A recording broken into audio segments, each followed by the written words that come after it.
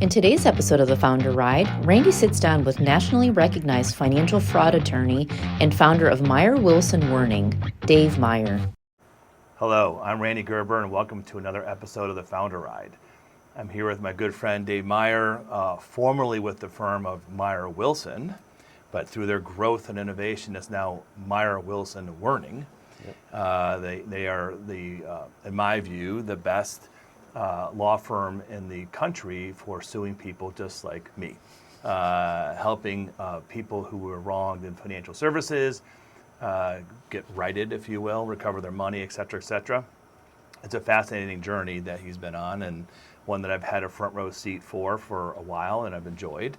But before we get into that, let's talk about your handicap for a second, because Dave at one point was the worst golfer I knew who tried. There's people who are terrible who don't try, but Dave tried. It wasn't for a lack of effort. It wasn't for lack of effort. That's true. And all of a sudden, this year, Dave now is I mean, how many years has it been now?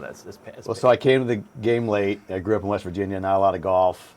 And I started maybe 15 years ago, and it's been a journey. Yeah. I mean, Dave regularly beat me this year.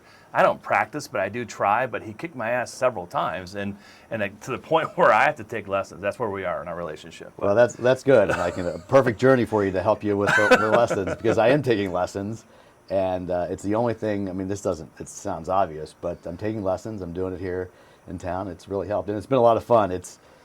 I do love golf, but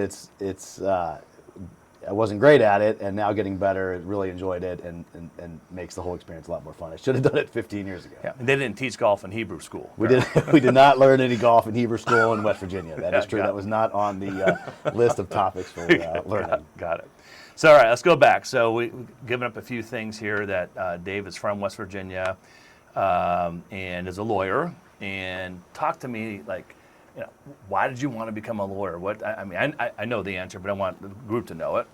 So I did grow up with a father who was a plaintiff's lawyer. I mean, a old school trial lawyer. He started practicing probably in the 60s. He was a plaintiff's trial lawyer for 60 years, retired at 85 years old. And the story is he retired at COVID, not because he got tired of work, but people stopped calling him. So his wife, my stepmother, who was a big part of my life growing up, convinced him that COVID was time to quit.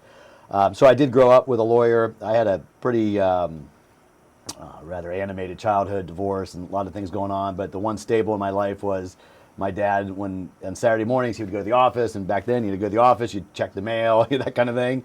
And I would go with him as a kid in downtown Charleston and spend the morning with him. And it was, with my childhood, the way it was one of the best parts of my childhood when I was a young kid was spending those few hours with my dad. So I got to see him helping people and enjoying what he did and having friends. And Charleston, West Virginia at the time was you could walk through the main street, which was Capitol Street, and everyone knew his name, and everyone was pleasant and happy. And it was a great place to grow up and to see my father, who was able to build a really great business, and he started on his own, brand new out of law school, and so I did enjoy that. So that's an important. Yeah. I didn't know that. So your dad graduated law school and started his own firm right out of the gate. He did. So yeah. Which is the same reason I did. I couldn't find a job. That is actually why he did it, and mine was a little bit different. But he ended up at Vanderbilt Law School. He went to Ohio State undergrad. He got kicked out. I still don't exactly know why. He hasn't told me. He's 93 and he's in great health. He still really hasn't told me why he got kicked out of Ohio State 75 years ago. But was in the Army and then went to Vanderbilt Law School and then was a true plaintiff's lawyer, personal injury lawyer for, like I said, 65 years. So I saw that growing up. But it wasn't like I was dying to be a lawyer ever since I was a kid. I only went to law school really because I couldn't find a job out of college. I went to OU.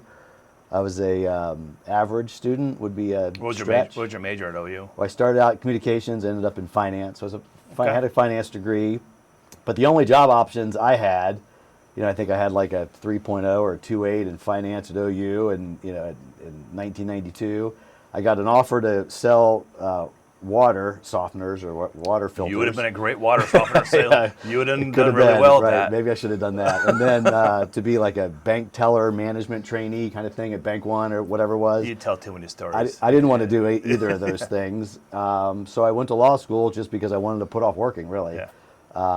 And that's ultimately why I went to law school. And I got a great law clerking job here at a premier firm, Dale Perdue, Doug Roberts, Paul Scott, some really, really fantastic trial lawyers were nice enough to hire me. I worked there all through law school, and they didn't offer me a job. Can we talk about that episode? Like that, now that you mentioned, you mentioned them by name. Now you got to tell the story about. Well, I'm not going to tell the complete story because they're all great to me. But I got a job there accidentally, I guess would be the best way to put it. Maybe one of the partners didn't really want to hire me, and another one maybe did. And I'm not telling the whole story because I'm still close friends with all of them. But they did give me a great opportunity. So back then, I mean, this is the early '90s. And this is important. When you got hired by that firm, which is a plaintiff's firm, which is an important dynamic, but you didn't know what kind of, you wanted to be in the plaintiff's side, but you had no clue where you were, or did you? Yeah, at that point I just wanted experience, and they had 5 law clerks. It was a booming, unbelievably impressive practice. And they taught me some incredible things about practice of law and relationships and marketing. I mean, they were on the cutting edge of marketing. This is pre-internet. Of course, they were in the phone books, but they were doing direct marketing. They were doing, the one thing they did that really taught me, and when I started my firm, it's the first thing I did, was doing seminars. So at that time, brain injury lawsuits were a big thing for understanding what brain injuries were, because they were very hard to diagnose and treat, and caused long-term damage. So they did a lot of seminars. And the phrase I remember was alert and alarm, where they would go to lawyers and basically alert them to this new practice area and then basically scare them so they would send the cases to them. It's really genius. Right. And they did that all over the state of Ohio for sure. So ultimately I did a lot, and I still do. I mean, I've spoken 6 or 7 times just in the last 2 months in seminars. So I still do that. Is it still alert and alarm too? Well, I don't know. I don't think really it's just educating folks and explaining the process and helping them, understand investment fraud and what they can do to protect themselves. And we could talk about all that. But the idea was doing the seminars. And when I started my law firm, I drove around the state of Ohio and I went to everywhere I could go to seminars, the free lunch to educate folks about it. So how many years did you work at that firm? Well, they were great. All 3 years. In fact, I ended up switching to the night program at Capitol. So I could work full time, but when I graduated, they said they didn't have a job for me. They might have had a job for others. They didn't have a job for me, but I ended up, and this was some piece of advice my dad gave me, which I think holds true. There's a lot of lawyers around. I mean, Ohio has 7 or 8 law schools pumping out, I don't know, a couple hundred lawyers each. So think about how many new lawyers are in the state of Ohio. And unless you're in the top 5 or 10% of your class, it's tough to find a job. So my father told me that while I was in law school, he said, "David, look, you're going to an average law school, the average grade. You're going to be one of 1,000 kids. You need to do something to set yourself apart." So I got at that point, Capitol had a joint JD, which is a law degree, and an LLM, a master's in tax. So I did a JD, LLM joint degree, took an extra year. But because of that schooling, I got a job offer. That Doug Roberts at the law firm I was clerking got me the interview with Rick Riggets, and they had a small firm, and so Riggets and Onda is where I worked. But I got that job because I was going to be a tax lawyer. It turns out I was a tax lawyer for like a week and a half because it was boring. I didn't like it. Tax code is a really big book with really small words. So tax wasn't my thing, but that's what got me the job, and so just doing something, and I tell my kids this or anyone that'll listen, just doing something to set yourself apart. That's the one thing that got me the job, and that job got me this opportunity to the one case that led my whole career. So, you can credit things however you want, but That's how I do it. So how long were you with Ricketts? Ricketts and Onda, it was a small firm, so I was brought there to do tax work. I realized I didn't want to do it, and they had a lawyer leave who was doing their litigation. So I started just doing anything I could, any litigation. So I was trying cases all over the state of Ohio, mostly business cases. It was a tax and business firm. Those small firms, at that point anyway, if you had litigation as a law firm owner, it's tough to refer that out because you're afraid you're going to lose the client, Sure. right? So a lot of these law firms at the time anyway wanted to keep that litigation. So that's what I did. So I ran around the state of Ohio as a first year, second year lawyer, trying cases, jury trials, bench trials. It was trial by fire. I got my ass kicked a lot. I got hometown in small towns. But it was looking back, and even then, just appreciating how great it was. And I was fortunate to have Doug Roberts and my old law firm mentors to go back to, and they'd say, just keep doing it. This is the best experience you could ever have. And it was, Bob Onda and Rick Ricketts were great to me. They gave me opportunity to learn and grow, do different things. And I don't think a lot of lawyers at that, first year, second year, third year were doing the kind of work I was doing. Got it. So how did you transition from their firm to your own firm? How did that happen? And what was the catalyst? Well, so they were great, and I was a partner after I think 2 or 3 years, and I think they saw me as part of the future of the firm. I wasn't a very good employee. I never have been. It just wasn't for me. I knew I wanted to do my own thing, but I had no idea what I wanted to do. And I wanted to be a plaintiff's lawyer, but I didn't want to do personal injury, really just because I thought it was too crowded. And of course now it's even much more competitive. So I just wanted to find something, and I looked. I was going to be a mobile home, defect lawyer. I was doing all kinds of research, flying around the country to do this and do that. And it wasn't until a case came in the door. You've heard this story probably many times, but I was sitting there as I was a third-year lawyer, doing what I was doing, and I saw somebody walking out of the office when I was walking to the restroom or the copy machine. I literally ran into this person, and I just started, hello, what's your name? And he said his name, and he said, I was just referred to your boss, but he's not taking the case because he doesn't do this kind of work. And I just asked him what it was. And he says, I'm having a problem with my stockbroker. This is 1998. He said, I lost a lot of money. I've been to 5 lawyers. I can't find anybody to help me. And I said, well, I'd like to hear about what's going on. And he talked about basically what turned out to be an unauthorized trade in his account. So this was right when the internet started, and I did a little bit of research, and I found out that investment fraud is a thing, and you can have claims against stockbrokers, and unauthorized trading is a thing. So I asked my boss if I could go meet with this person that was up in Marion. My boss said, yeah, go ahead, but we don't do contingency fee work. We're not plaintiffs lawyers. So I called the guy, said, I'm going to meet with you. He's like, well, okay, but I have a few of my friends that also had this problem. So I said, okay. So I got in my Honda Accord or whatever I was driving. I drove an hour to Marion. I go in, and there's 75 people in this room. Oh, wow. And I'm 28 years old, and these people are desperate, and they're upset, and they're crying. They've lost a lot of their retirement money. And it turns out it was a huge problem in that office. So I got authorization from my 2 partners to sign these cases up and take these cases. So I ended up with... You did it on a contingent basis. This is contingent fee basis. I begged them to do it. And so most cases against brokerage firms go through mandatory arbitration. The one exception to arbitration in these cases is class actions. So the only way to go to court generally, if you have a claim against your financial advisor, is through a class action. So it turns out there's all these people, the 50, 75 people, who knows how many more. All had the same trade. This was one broker who woke up one day, thought the world was coming apart, and he liquidated millions of dollars of portfolios without authorization. He did it in September of 1998, which was the bottom of the market. Literally the next day, this market started going straight up. All these people were in cash. So they lost millions of dollars because they were sold at the bottom, all without authorization. And so I got some help, and I learned a great lesson. I mean, I could have just referred the case out and got a referral fee, but I ended up looking around in the country for lawyers who were doing this kind of work, and I found a firm through their website. This is 1998 in Indianapolis, Tom Hargett and Mark Maddox. I brought them in. They co-counseled the case with me. Long story short, we filed the class action against Prudential Securities. I was 28 years old. We tried it in 2002, 4 or 5 weeks in Marion, Ohio. I had an 8-month-old kid, Jake, at the time. And we moved into a bed and breakfast. We tried it, and we got a $262 million verdict against Prudential. I was 32 years old, went on appeal, ended up paying a couple years later. It got reduced substantially, or I probably wouldn't be sitting here with you. The Court of Appeals reduced it from $260 million to $30 million. Anyway, but that case took 6 years. But about a year after I took that case, I decided that's what I wanted to do, and Yeah. I had some mentors with me that were working the case with me. So with the blessing of Bob Onda and Rick Ricketts, I went downstairs, I rented some space, and I started my own law firm at the end of 1999.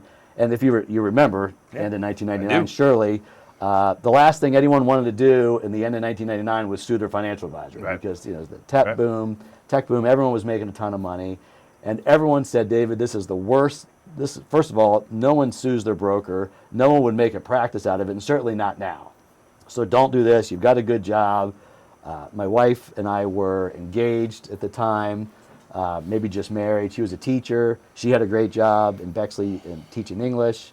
But I quit my job, started the firm, and then about 5 months after my firm started, because luck's played a big role in my life, for sure, good fortune, the stock market crashed. Yeah. So For I 3 had years in a row. Yeah, so I had 200 cases about 5 months after I plugged my computer in, and that's off to the races. I mean, that's how I started my firm. Yeah, the timing of that's remarkable, and I was on the exact opposite of all that. But I think back to those 3 years all the time, how it changed my life and my business, and for the better. But there was a lot of pain involved in those first 3 years. So I want to go back to something. That's a great story. It's awesome. And I was thinking about this. That $30 million is, like, I don't know, 60, $240 million today. Well, there you go. In today's dollars. Yeah. If you look back what that was. Yeah. It's about $240 million in today's dollars. And so it's a huge case, no matter how you cut the mustard. I was worried that I would peak at 30, so I had a Yeah, a little bit well, worried that's about fair. that. And I haven't got a verdict that big since then, but it's been pretty good. Yeah, I told my youngest son, George, I was worried about him peaking in 8th grade, and I told him last night at dinner he might have. There's a chance. He might have That's peaked in funny. 8th grade, buddy. So I want to go back to something you said that is really critical, for people who watch this. Some are established entrepreneurs, some are people or newer entrepreneurs. But you said, "I'm not a very good employee." Why did you say that? What do you mean by that? I always had a good work ethic. I always wanted to work. Since I was a very young kid, I was working, but I just never liked working for other people, and I don't know why that is. Okay. It's just I can't tell you why it is. And I don't think I was a very good employee to them, which is probably why I wasn't offered a job when I was law clerking. Like when I was in college, and everyone had jobs doing whatever they were doing, and I went to become a whitewater rafting guide. Mm-hmm. So that's just kind of my own boss, my own thing. And obviously I got to train, I got to learn, I got to follow the rules, but it just felt like it was more my own thing. I could either succeed or fail on my own. And so, I did have an entrepreneur dad. I mean, he had a law firm, but it's not like we sat around and talked about all this kind of stuff very much. I had, like I said, a pretty volatile childhood, so there was a lot going on. There wasn't a lot of time where you'd sit around. We certainly weren't members of a country club or anything like that, where you just sit around and talk business with your dad. We never really did any of that. So I think it was just how I'm built, and then the things I saw and what I did. I enjoyed doing things on my own, or at least wanted to prove myself, myself, whether I could or I couldn't. And I always knew that if my firm didn't work, I could go back and get another job. But I definitely knew that early, and rather than sticking it out with a job that I wouldn't have loved with people that maybe would have loved, it's much better. It worked out much better. So you're exceptional in a variety of ways. Which they taught that in Hebrew school, of course, so how to be exceptional. Yes, but of course. I wasn't very good at Hebrew school, too, by the way. First of all, Hebrew school in West Virginia, first of all, there's only like 8 of us. Okay. And I always, because I was not a very good student. So learning English was hard, but learning Hebrew is obviously harder. I didn't want to do that, but I had to learn English, and I had, to go to school. And so I would always misbehave and then get, kicked out, and they'd make me go to the gym. I'm like, well, this is great. I just play basketball by myself. I mean, this is the best thing going, which is why my bar mitzvah was hard, because I wasn't very good in Hebrew school. Well, lots of references to that later. But having done this for a really long time, and we have lots of law firm clients, and one of my earlier clients was an old school law firm, had 2 or 3 partners back in early 90s, and I was always interested in business and growing a business and creating enterprise value. And I'll never forget this person, he was, I'm going to guess 65 at the time, and sat me down and said, Lawyers don't have businesses. Lawyers practice law. They have law practices. It's very different. And I realized many years later that you don't really sell a law firm. At least back then you didn't sell a law firm. Law firms merged or they died and they went on. But you, my sense, from day one, knew you were going to business, or was it? Did you start off as a practice? So it's a very interesting topic, and this gets a lot of discussion and debate, plus particularly in the plaintiffs' bar these days. Let's start for your journey first. My journey was I want to be the best in the country at this niche practice. I'm going to niche down. I'm going to learn it, and I'm going to get really good at it. I'm going to help as many people as I can. I didn't have a business sense at all. It was, the profession or just the art of doing the work. And I fumbled forward mostly, but also backward. The first 10 years, and I regret this because I would do it differently. The first 10 years were grit, enthusiasm, ridiculous amount of optimism, in the face of bad odds, right. At times, and just survival and fear and good fortune. That was it. I had no business plan, no business. I barely knew. I would look at the bank account to see how much money, but I had no plan. I had no budget. I had no systems, no processes, no real culture. It was just get really, really good at it. And then when I needed people, I would just find people. Sometimes it worked. I didn't have a hiring process. I didn't have an onboarding process.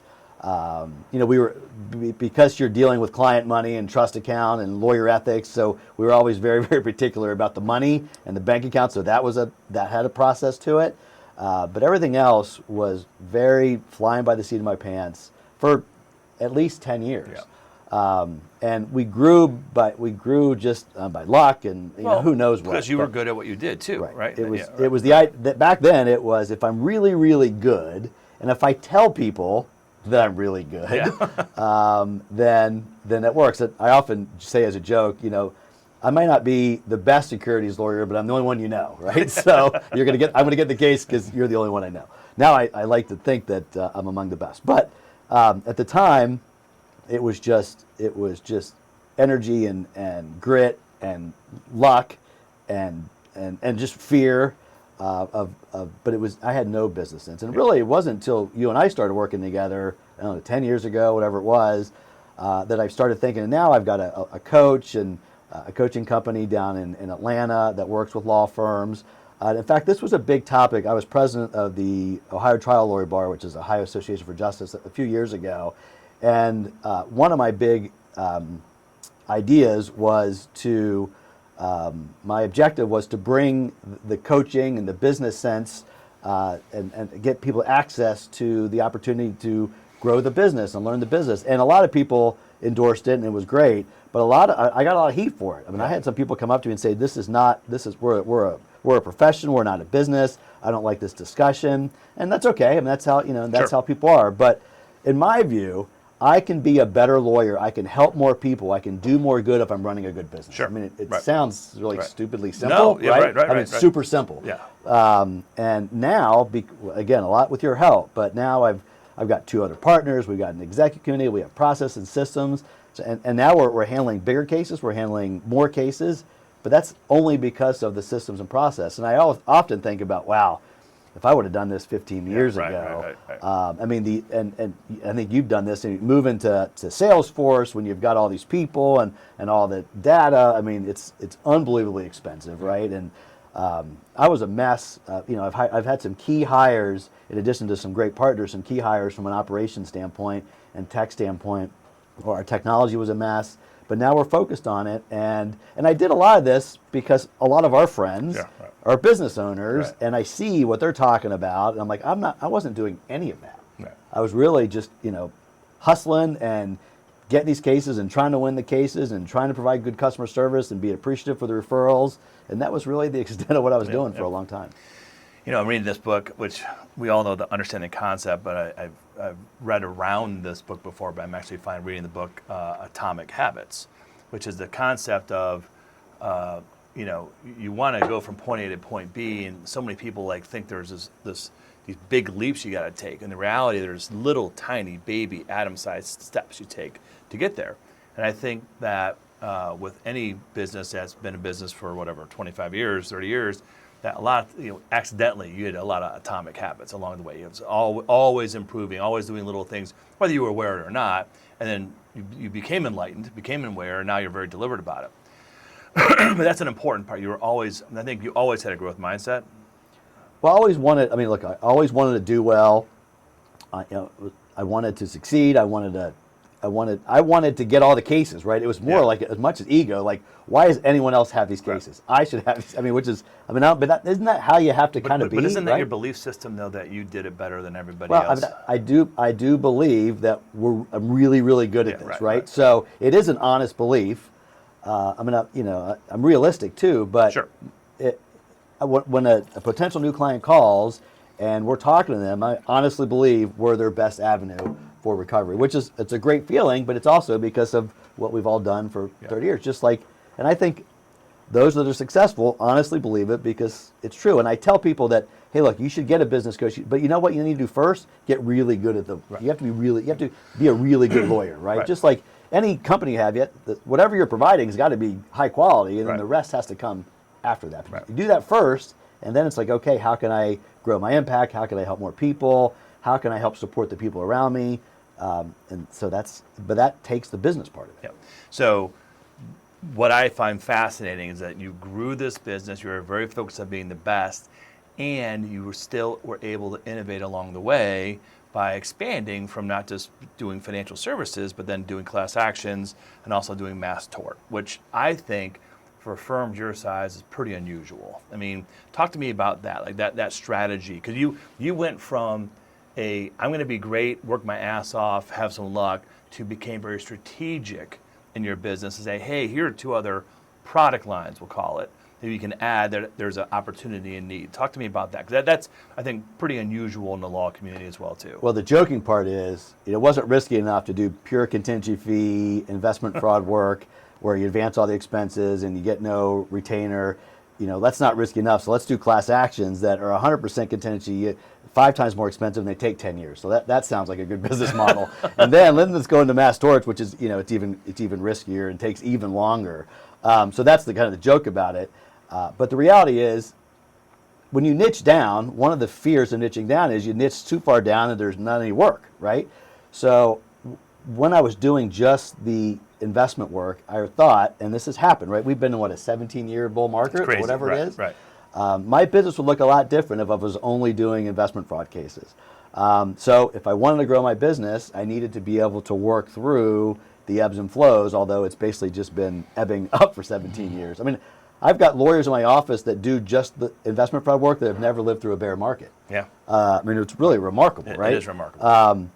But the main reason was, hey, this narrow niche is great, but I think I need to diversify, in case the work, goes down over time.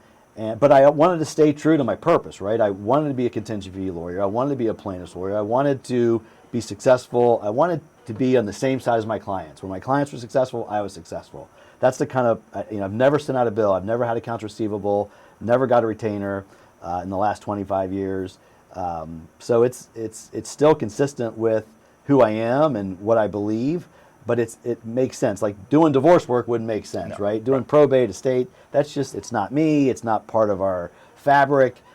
So finding work that was consistent with that, and then finding, Matt Wilson, who runs our class practice. We've been together 20 years, and he was a Jones Day, Voorhees lawyer, a big firm doing huge cases, and I convinced him to leave and become a plaintiff's lawyer, and he's built an incredible class practice with me over the last 25 years. And then sort of the next step is, okay, well, if you're doing this, then some mass tort projects would be the next in line. So we've done that, and that transition's been interesting, and we're still in the early stages of that. But it's all work. You're innovating, you're growing, you're figuring it out. You haven't given up on it at all. We have not at all. Yeah, and it's all part of what fits within our process and our system, and what are we excited about, and the kind of people that you want to be around. It's all part of the mix. Yeah. So I know we've had these conversations around artificial intelligence and technology over the last couple of years. I'm curious to hear today, where does artificial intelligence fit in your strategy today, and to what degree is it also a threat? So AI is, all the talk in, I guess, every industry, but certainly a law. There is more AI, law, tech firms coming up every day. So they're all over the place, but understanding, how it can work for you and how to actually implement it. So I've got Patrick McEwen, who is our Director of Operations and Head of Marketing. He's also just an AI expert, self-taught. So he is championing our AI efforts. And I think we're doing more than any small firm in the AI world. We have a program called Cassidy, which, the big fear about using ChatGPT is, when you've got, and you have this too, you have personal information, you can't just throw it in ChatGPT. Right. So when you do an in-house one that has a moat where it doesn't go out, so that's what we've done. So all of our lawyers are using it. We're using it real time in trials. We're using it in depositions, document discovery.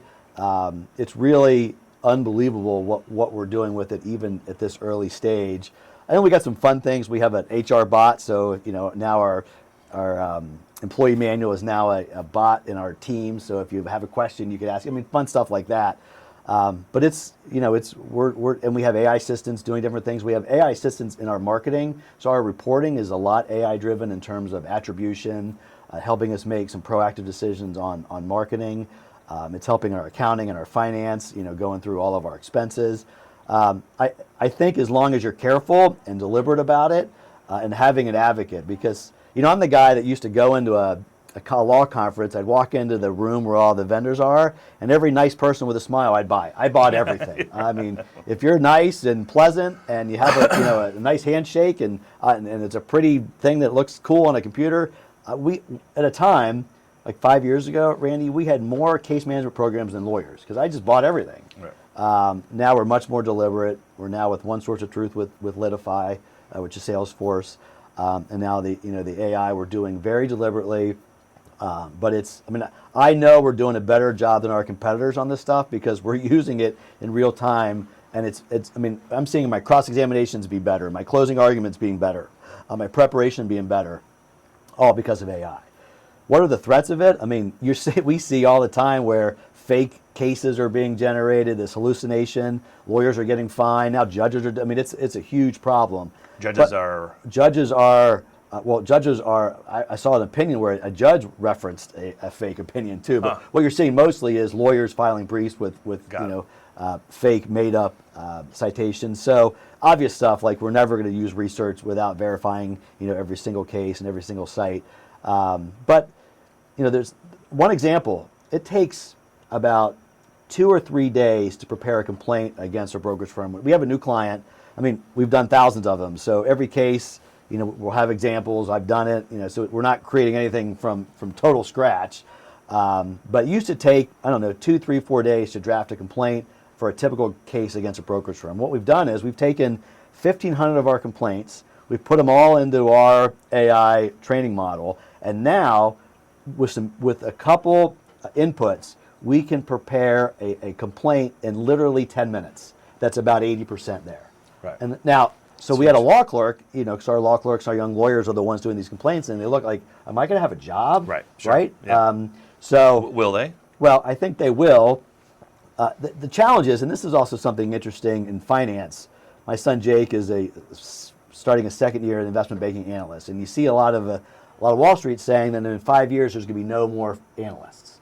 Well, if you don't have analysts, how do you have whatever the next stage is for Sure, right. Directors or vice presidents or managing directors? How do you have all these if they don't learn? Right? You can't just start at the 6-year deal. So there's always going to have to be work to train the people to go up there. And I think it's the same way in law, but they're just going to be more strategic. So it's going to take a lot of, this is obviously everyone knows this, the clerical, the easiest stuff will be done by AI, but the strategy, the critical thinking, all of that is still going to be required for lawyers. So I'm not worried about it, but I do think about it because I want to make sure that we're doing what's best for our clients, our potential clients, but also not, looking at every fancy light and grabbing it without realizing, okay, how are we going to use this, and also taking the time to train everyone. I mean, just because I like it, Right. and Patrick likes it, well, Matt has to like it, and Courtney has to like it, and our paralegals have to like it. Otherwise, they're not going to use it. Right, right. So finding stuff that will work, that people will use, is critical.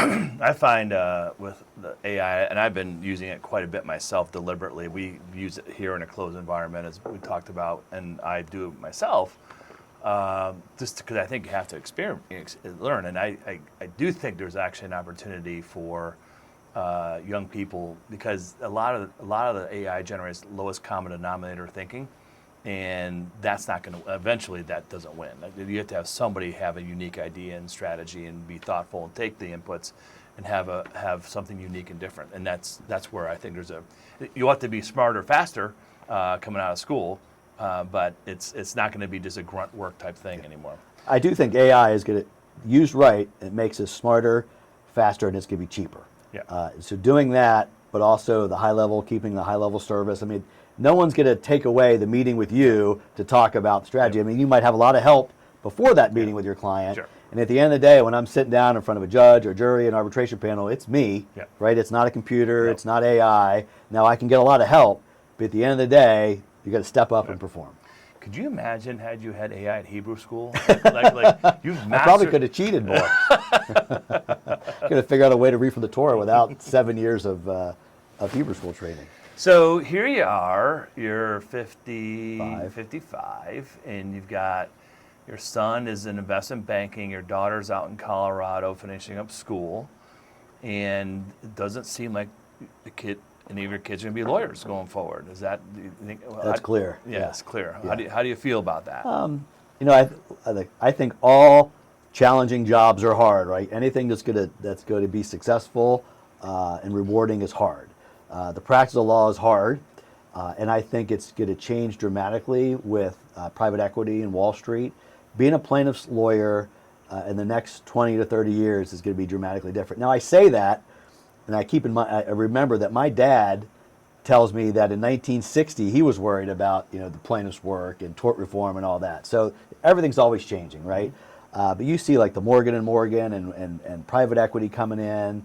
These big law firms are going to be owned by Wall Street, and Wall Street's going to know how to run a business efficiently, effectively, and profitably. So I think it's going to be a challenge for plaintiff lawyers over the next couple decades. I think you'd really have to want to do it. We've got some law clerks at our office now that are just committed and dedicated and excited, and that I love, but I don't think my kids want to do that. And we're building our firm. I've got 2 other partners, and we've got a succession plan. Look, it would be great to work with my kids, but if you don't want to be a lawyer, Sure. you shouldn't force it. So we have a plan, and things are looking good. Are you worried about small law firms 20 years from today? Every lawyer I talk to references Morgan & Morgan and PE like almost every single time, and it so frequently I'm like, oh, come on, guys, there's always going to be niches and opportunities, but like, what's your view? Well, so I think for me, being in a very narrow niche, I'm not really worried about that. But if the general, back in the day, there was general practitioners that did everything, right? Those are gone. Yep. So now you've niched down to particular practice areas for the most part, and then now you've got just these marketing machines, and it's not just the marketing machines. It's when Wall Street comes in and starts running these businesses so efficiently, then that's going to be and what does that do for service? For the client, that's a whole nother discussion. Right, sure. I mean, when you Walmart the legal profession, what's going to happen? I mean, there's all kinds of views about it. But look, I'm a firm believer that if you work really hard, you build relationships, and you're good at what you do, then good fortune will find you. And I think as long as you stay focused on providing a service that people need, and you're good at it, and you're honest, and you build relationships, I think you're going to be fine. So with that in mind, relationships and partners and where we're going, what do you see for Dave Meyer personally with his law firm the next 5 years, 10 years, 15 years? What does that look like for you? Well, I plan on working a long time. I mean, I don't know if I'm going to work till I'm 85 like my father did, but I've got great people around me. I mean, Matt Wilson, Courtney Werning. Courtney's running most of our investor claims practice. Matt's running the class actions. And we've got people that have been there a long time, and there's a plan. And I'm going to work as long as they want me there, and as long as I continue to add value. and I like working on big cases. I like being the CEO, the visionary. I think I'm the right person to point the direction of the firm, and continue to grow it. And moving from, I guess, an operator to more like an owner or investor is what I'd like to do. But I mean, this is my purpose. This is why I'm here, to do this kind of work. I do love it. And now with the kids out of the house, it's more opportunity to devote to it. And obviously, I want to do more things with my wife and travel and all that. But I love the work, and I think we're really, really good at it. So we want to get the biggest and best cases and have the most impact. And I want to continue to do that as long as I'm healthy, as long as I feel like I'm needed and wanted at my firm, and as long as I get fulfillment. I love probably 75% of what I do, right? And as we get older, right, isn't that kind of the thing? Some days it's 30%, some days it's 90%. And if I can continue to push that needle up, and not only things I like to do, but it's things I'm good at, right? I remember in one of my EO meetings, someone, I guess confidentiality, but someone said, hey, just if you don't like doing it, then figure out a way to get somebody else to do it, so you can, and I've done that. And now that means more overhead and more people, and that comes with its associated level of stress, particularly when you have no reoccurring revenue, no repeat business, no accounts receivables. That's a whole nother level of stress. But when I walk in the office, I'm happy, I feel good, I love what I do, I love the people around me, and I get excited when we get a new case in, I get excited when we're getting ready for a trial, and as long as that stuff still excites me, I want to keep doing it. Yeah. Talk to me a little bit about the entrepreneurial community. I mean, what is EO and not just EO, but also just your friend group of entrepreneurs? What does that mean to you? How does that change your business? How does that change your life? So I think it's really interesting. So I moved here, I didn't know anybody. Where'd you move here from? From West Virginia. Yeah, right. Okay. So, but when I came here for law school, and then I decided I was going to stay. I got a job, so I moved in Grandview, and then used to run around the Grandview, Upper Arlington area, and then I see Upper Arlington. Wow, this is a beautiful neighborhood. This is where I'd like to live, because my neighborhood growing up wasn't like Upper Arlington.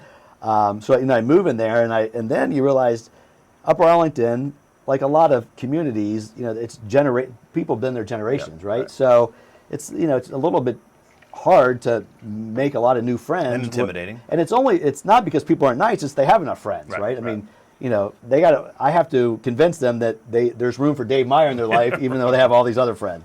It's worked out just fine, but but what I've realized is most of my friends, the ones that I'm really close with, are all entrepreneurs. They own their own business, which is just interesting. Like, why is that? And you're the same way, obviously, and you end up working with your clients, but with your friends. But so that's been a big help.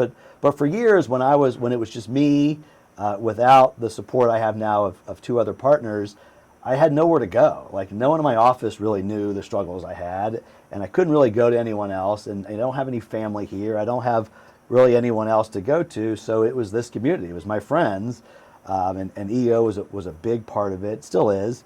I'm not officially in the EO, but I still keep close with all those connections. So being able to learn from my friends and entrepreneurs, and that just builds relationships too, right? So then you become, not only are you getting great value, but then you're becoming closer friends. Yep. So it's really, you get two benefits from it. So that's what I've enjoyed, having friends that are entrepreneurs that I can learn from, and then I can bounce ideas, because it's all alone. Often I was alone as an entrepreneur in a small growing business, and having those friendships has been a big part of my journey as an entrepreneur, and also just having wonderful friends.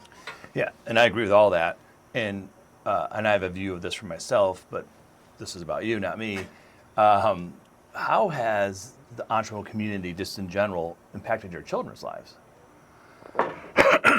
So, certainly they grow up seeing a lot of people who didn't have traditional 9-to-5 jobs. And this is actually a little bit of a worry or a concern, is they grew up and saw people that were, I didn't miss any water polo games or any swim meets or the track meets. Those were a little tough sometimes, but I was available because I had some flexibility. So your kids see all that. Well, that's not always the case. Yeah, right. I mean, I try to encourage that in my firm now and give people the opportunity to do that. And I think we do a really nice job of that. But for most people, they don't have that kind of flexibility. So on the one hand, I think seeing people, having your kids grow up with people that seem fulfilled and happy and doing good things for people and having good impact, that's great. But also understanding that, that's not everyone's lives. And also, we were all working very, very hard before our kids were born or for the first, 10, whatever, 15 years. My kids don't remember when they were 2 and 4 and I was never home and I was working all night. You tell them that, but it really do they really hear it? And now, of course, my son's working 100 hours a week, so he sees it now. But I think there's obviously a lot of good, but there can also be some challenges with it because it's one particular slice of the pie that may not be representative of everything.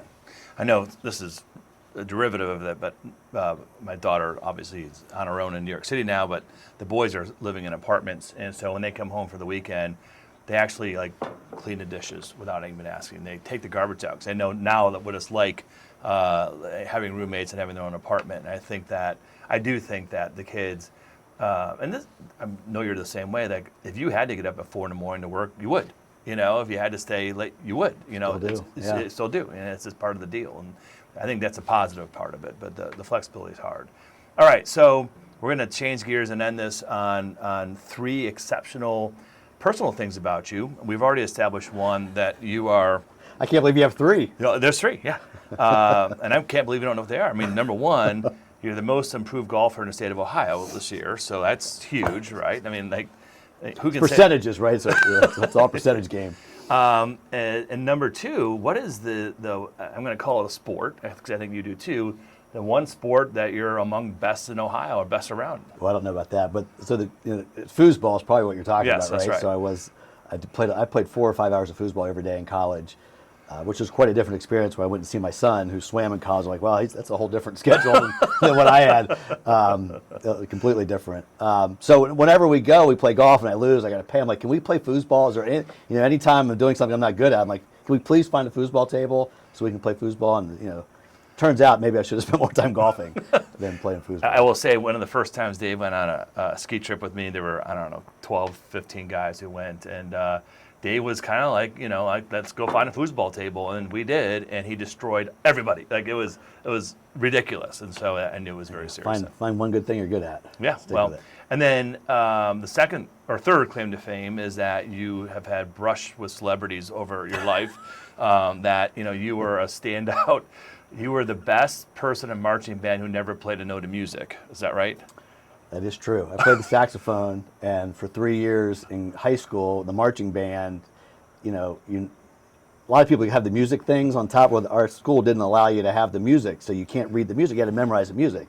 And I'm terrible at memorizing things, particularly music. So I didn't know a single song. So for 3 years in the marching band, I stood there with my saxophone, and I never blew a single note. Yep. And who was the person who played next to you? So Jennifer Garner was in high school with me, and that's the thing you keep talking about. But yeah, that's my only famous person I know. I don't think she goes to podcasts and talks about Dave Meyer, but no, but she should. She should. I know a couple years ago, myself and Brad Halley were out skiing, and she and Ben Affleck were sitting next to us at dinner. You called me. We called, and Dave was insistent. Say, Dave Meyer says hello. Dave Meyer says hello, and she'll know my name. And we just didn't have the courage to do it. In hindsight, I regret that we didn't. So I think you've heard the story. So what's the website where you can get famous people to do things? It's a website where you can pay. I know what you're talking about. Okay. What is Whatever. it? Cameo, yes. Cameo. Thank you. So I'm not really on Cameo, but I got an email. I guess maybe I am somehow, because I got an email and it says, hey, Jennifer Garner is raising money for the California wildfires. So for X amount of money, you can get Jennifer Garner to say something. So of course I do it, whatever it cost. I might have bought a couple of them to get extended time, but I actually, because I was embarrassed, I did it as if I was my wife. So I said, "Hi, I'm Laura Meyer. You hopefully you remember my husband, David. His birthday's coming up or something, which was made up, I think. And I submitted it on behalf of my wife to her. And then she was going to do the video. So like a week later, I get this video, and it's the video of Jennifer claiming that she remembers who I am and talking about it. But I definitely paid for it myself. That's fantastic. Well, Dave, it's always great to talk to you. Great to hear your story. I love your entrepreneurial journey, and the thing that excites me most about you is that you're like in the fourth or fifth inning of this game. You're not in the ninth inning. You're still going, and then there's a lot of innovation to happen, a lot of practice, and I'm super excited to see where this heads for you for sure. And also, we didn't talk about this, but I mean, you're changing your employees' lives too. I mean, you're making their lives better and better and better. So you're building something special there, and I'm excited to watch where it goes. Well, I appreciate that. I appreciate your friendship. I appreciate your help. Business-wise, Sure. It's been a big help. A big part of our success has been the work that you and your folks here have done. Thanks. Thank you for listening to another episode of The Founders Ride. Please don't forget to subscribe and tell others as well, as many as you can. And this is a good one. You might want to watch this one 2 or 3 times because it's a lot of laughs. And look, everything was true we talked about, even Hebrew school. That was all true. So, all right, Great. thanks. Thanks, Randy. Thanks, buddy. That was awesome.